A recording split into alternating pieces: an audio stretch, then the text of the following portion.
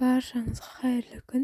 Мен бүгін өте дәмді әрі оңай жасалынатын алмалы рулеттің рецептімен бөлісетін боламын. Ең алдымен алмаларымыздың қабығын ашып, үккіштен өткізіп аламыз.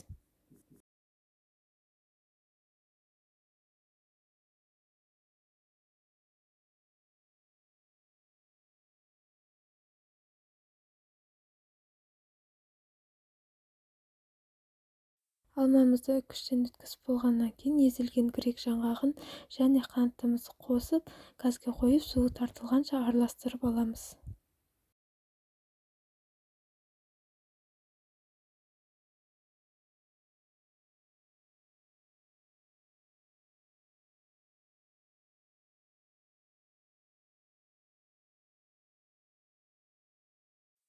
Газға қойғаннан кейін міне осылай суы шығады.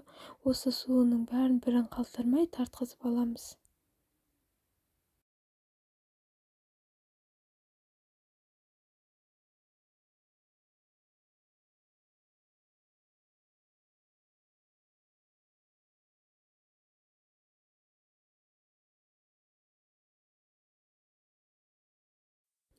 Міне осылай суы тартылады.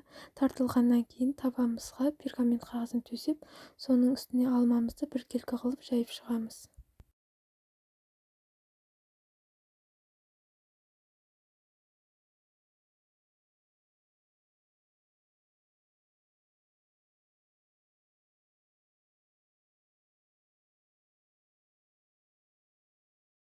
Алмамыз суығанша бисквитін дайындаймыз. Ең алдымен жұмыртқаларымызға қантты қосып, ақ көпіршік болғанша миксерлейміз.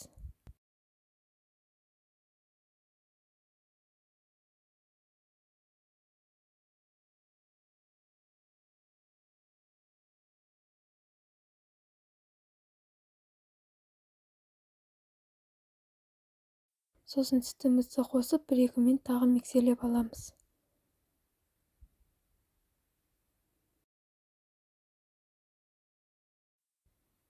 Сосын електен өткізген ұнымызды, қосып қосып, барлығын біркелкі маса болғанша араластырамыз.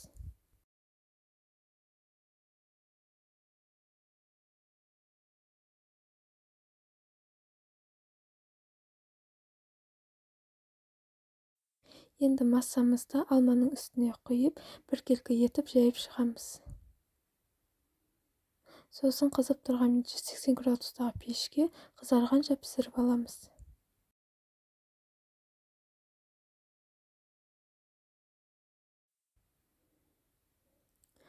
Рулетіміз піскеннен кейін 5-10 минут қалдырамыз да, екінші басқа бір пергамент қағазына аударып ораймыз.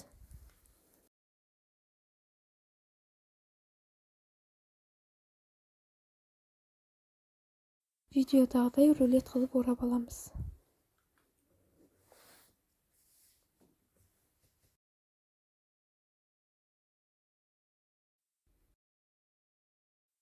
Орап шыққаннан кейін шоколадпен, сахарный пудрамен немесе өз қалауларыңызбен әсемдеп шықсаңыздар болады.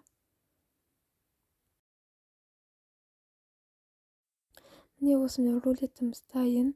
Қалауларыңызша салмасында өзгертсеңіздер болады, немесе крем істеп крем жақсаңыздар да болады. Жасап көріңіздер, өте дәмді шығады. Барлықтарыңызға ас болсын.